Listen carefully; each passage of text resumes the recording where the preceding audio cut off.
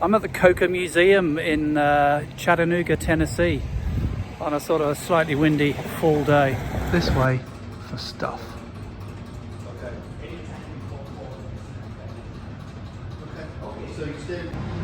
Now this area is actually for employees only, which is a bit of a shame, but we can still have a look from here and see what they have. They've got a Mercedes with the pagoda roof. They've got an early Porsche. What was that, the 356? 1956-ish? Yes, it is. I can see the label. VW Beetle. And other things, including what to me looks like an XK 150, or is it the 140? I don't think it's the 120. No. 120 had a narrower grille. Just going to go down the line here. A Ford, doesn't say what it is. A 1914 Stutz.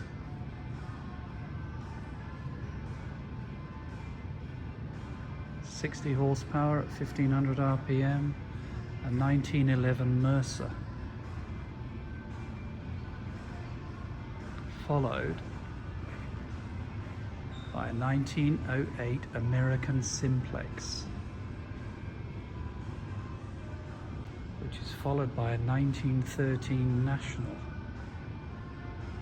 Beautiful. And another 1913. This is an Interstate Gentleman's Roadster.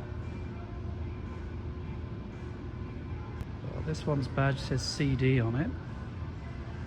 Man, that is old. It looks original. That's fascinating. Let's go and have a look at the badge. It's a Chalmers Detroit Motor Company.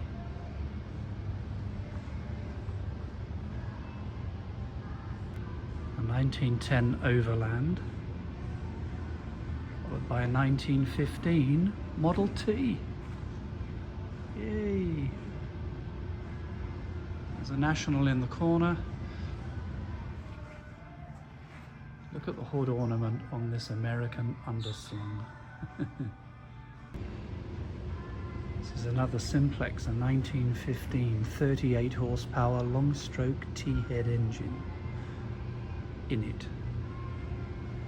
Followed by an ALCO, which stands for American Locomotive Company. Yeah, you think I'm knowledgeable? Yep, but I can also read. It's down there. Now look at this. Guys, that is original. Why is it that original cars sometimes hold more fascination, or abandoned cars hold more fascination? I think it's because they're honest. They've got a story behind them. I can't put my finger on it really, why finding something that's abandoned can sometimes be more appealing. This is a 1915, oh, another Simplex, called a Crane Simplex.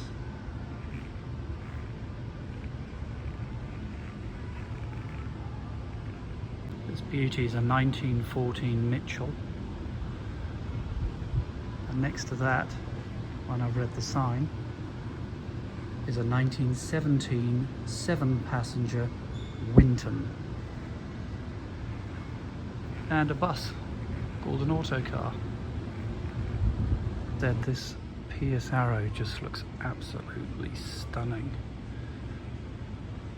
Now this is not abandoned, nor is it, well, I imagine it's original, but it's not unrestored. It's a 1911 Pierce Arrow. Again, it's a 7-seater. Hey, who thought 7-seat vehicles were new? Not really. That's a Nyberg, and I think that has the most amazing hood ornament. Not very good in a crash test, of course, but no, you know, whatever. Next to that is a 1936 Packard. I know I'm zooming in too close for these things. Let me stand back a bit. So the Nyberg, the 1936 Packard, and this beauty, which is a Please Do Not Touch.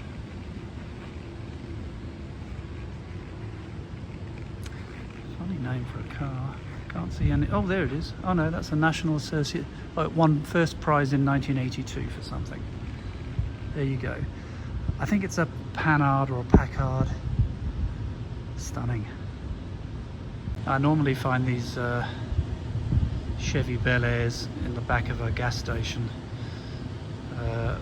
falling apart. But here we go. This looks like an original 1955. It's a Chevy Bel Air, two-door convertible. And next to it is a Chevy Bel Air, two-door coupe. Yeah, I like the coupes. They look great. 55 this one, if I didn't say. So this 1921 Federal Fast Express was not known for its aerodynamics, and I suspect neither was it fast. But it's got character. Moving on to a 1925 white and a Ford with a timber body, and another white, a white bus in cream. Okay, Magnum fans, 308 GTS, from an era when 4 exhausts actually meant something.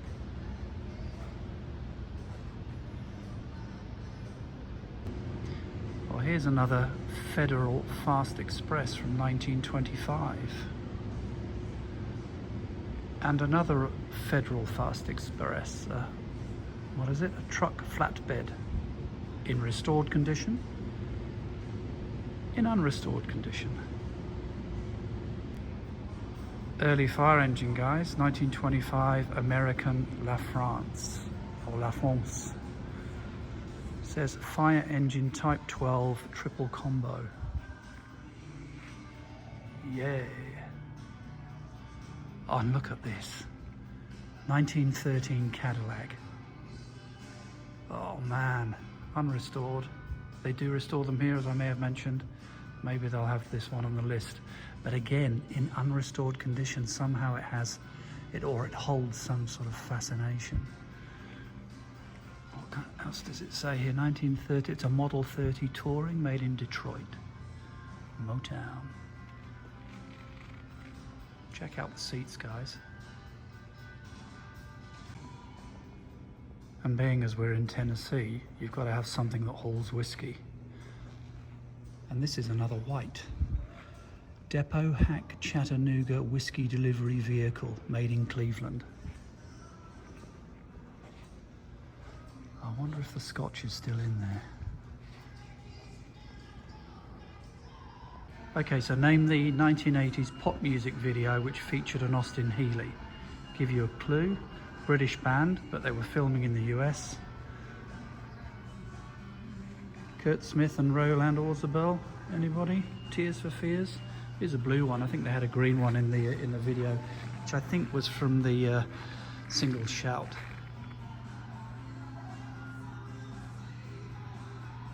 Come on, you Americans know what this is, but do you know the year?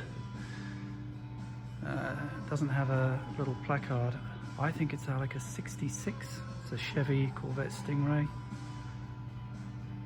which is an amazing name for a car, and I might do a video on classic car names, because there are some excellent examples. Love this 1954 Buick two-door coupe. That's a beaut. Some of these are rotting away in gardens and garages and scrap yards all over the country, but this one isn't. It's a 1954 Buick Century two-door hardtop, restored, with a nailhead V8, and it had air conditioning. Nice. Yep, well this one needs no introduction, does it? But can you guess the year? Can you guess the mark? I think it's a Mark 1. Anybody on the year? Well, I'll tell you, it's a 69. Stunning. Arguably the most beautiful car in the world. But the Germans might not agree when they put out things like this. I think it's a 190 SL. Doesn't say anywhere. Oh, it's gorgeous. 190 SL, I think, guys. Yeah. That is stunning.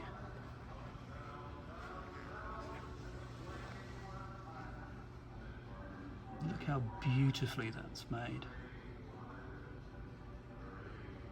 While we're on the subject of piercing pedestrians with hood ornaments, let's finish off the Coker Museum in Chattanooga, Tennessee with this 1909 Thomas Flyer.